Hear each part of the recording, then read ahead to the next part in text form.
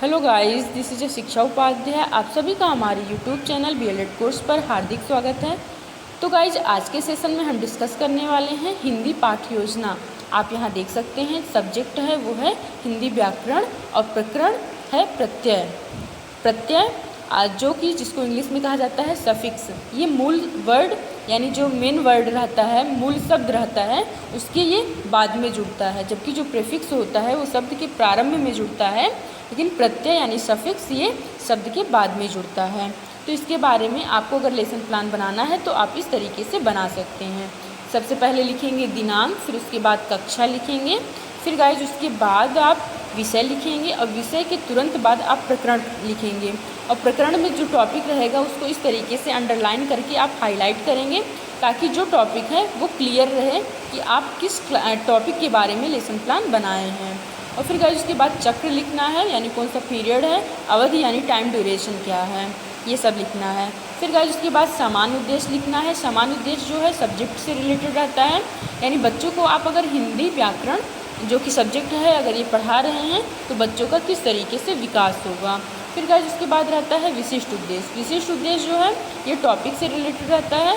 Topic यानी प्रत्यय, जो भी टॉपिक आपके लेसन प्लान कर रहे हैं तो उससे संबंधित रहता है विशिष्ट उद्देश्य। तो इसमें 3 प्रकार के उद्देश्य लिखे जाते हैं। ज्ञानात्मक यानी नॉलेज बेस पर, बोधात्मक यानी अंडरस्टैंडिंग यानी कि समझ बेस पर, और फिर उसके बाद कौशलात्मक यानी स्किल लेवल पर बच्चों का किस तरीके से विकास होगा। फिर गाइस उसके बाद सहायक सामग्री लिखी जाती है। फिर गाइस उसके बाद पूर्व ज्ञान यानी प्रीवियस नॉलेज लिखा जाता है कि बच्चों को आप जो पढ़ाने जा रहे हैं उसके बारे में बच्चे पहले से ही पूर्व जानकारी क्या रखते हैं।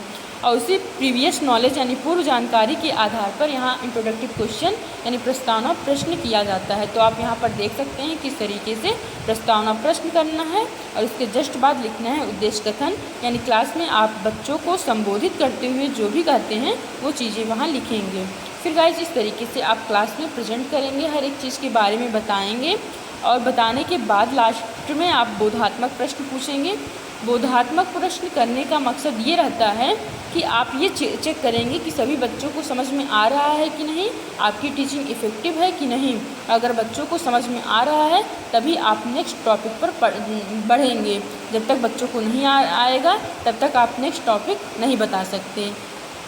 फिर गाइस उसके बाद इस तरीके से आप यहाँ देख सकते हैं ब्लैक बोर्ड वर्क है जो कि बाएं पेज पर अंकित है। तो इस तरीके से आप बाएं पेज पर ब्लैक बोर्ड लगाएंगे, यानी आपने ब्लैक बोर्ड पर जो भी वर्क किया है उसको अपनी फाइल में इस तरीके से चिपकाएंगे।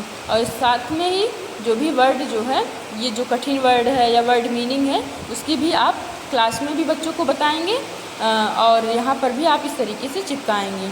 और फिर उसके बाद निरीक्षण कार्य, आप इंस्पेक्शन वर्क करेंगे क्लास में घूम घूम कर कि सभी बच्चे अच्छे से पढ़ रहे हैं कि नहीं। और फिर उसके बाद है पुनरावृत्ति प्रश्न यानी रिकैप्चुलेटरी क्वेश्चन।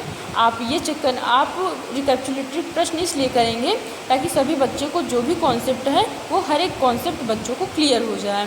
रिवाइज करने के लिए आप यहाँ पुनरावृत्ति प्रश्न बच्चों से करते हैं। फिर गाइस लास्ट में आप देते हैं गृह कार्य।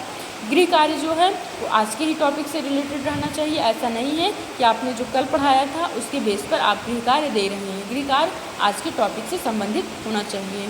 तो गाइस ये था लेसन प्लान हिंदी का, हिंदी व्याकरण प्रत्यय का।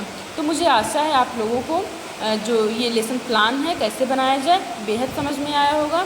अगर समझ में आया हो, मगज में आया हो, पसंद आया हो तो अपने फ्रेंड सर्किल में शेयर कर दीजिए, ताकि ज़्यादा से ज़्यादा लोग अपना लेसन प्लान प्रिपेयर कर सकें, समझ सकें और लोगों को समझा सकें। तो चलिए गाइस, मिलते हैं नेक्स्ट वीडियो के साथ।